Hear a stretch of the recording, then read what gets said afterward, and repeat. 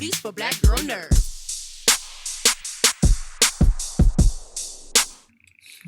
So the craft, I think, is wonderfully diverse and inclusive. What were some of the early conversations you had to make sure that this new generation of witches was just that?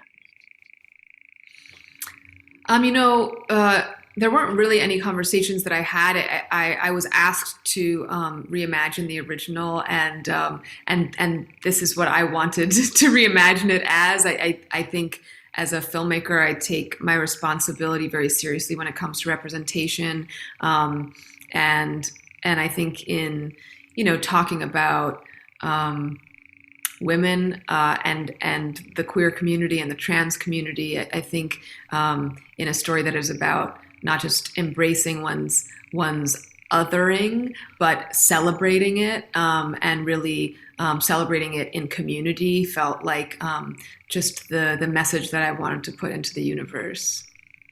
Yeah. And what were some of the, I guess, influences that you had when writing this script?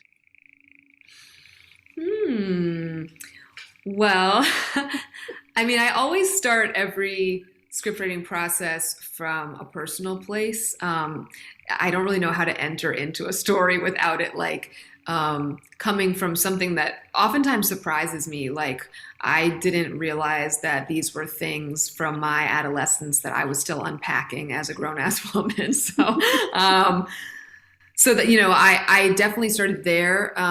My mom, raised me solo when I was in high school and moved me in to her boyfriend's house, and so there were a lot of things that actually I thought were sort of perfect microcosms for the themes that I was looking to explore in terms of the way that feminine and masculine energy might come into conflict. And I think also the ways in which young women in adolescence especially are suddenly hyper visible to men in a way that can feel quite dangerous, and that in a genre film just felt so ripe, in terms of exploring that tension of where that danger lies and when we should be listening to our instincts and when we're being paranoid. And then I also, like, when I was in 7th grade, I shaved my head and I wore like leisure suits and I was very masculine presenting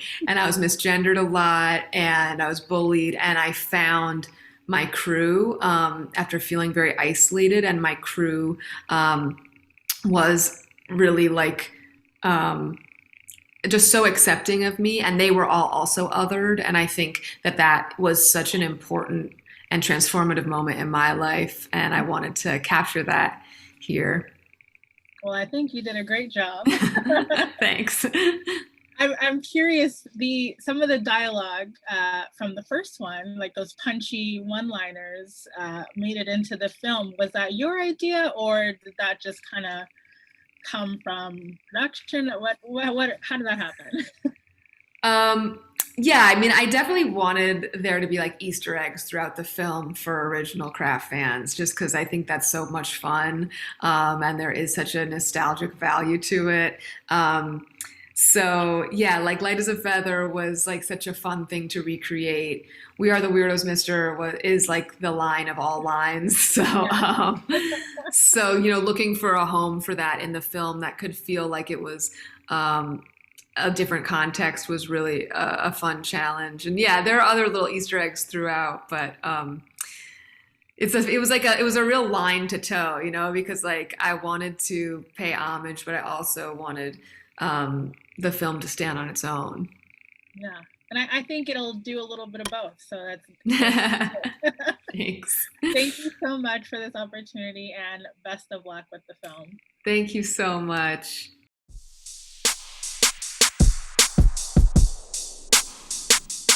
Shake your booties for black girl nerds.